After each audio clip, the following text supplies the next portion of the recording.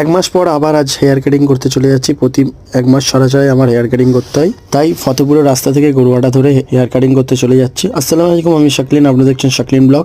আবার চলে এসেছি আরবান হেয়ার কাটিং এ। আমার বন্ধুর দোকান পিকু বাইরে দাঁড়িয়ে আছে, তো ভেতরে চলে যাই। ভেতরে গিয়ে দেখি এখানে শাইন চুল কাটছে, একজন আছে, একজনের পরেই আমি।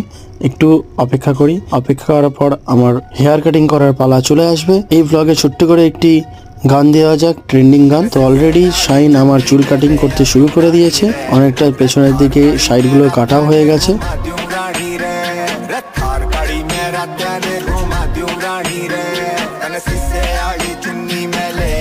পুরো ফাইনাল লুক রেডি। কেমন হয়েছে অবশ্যই কমেন্ট করে জানাবেন কেমন লাগছে।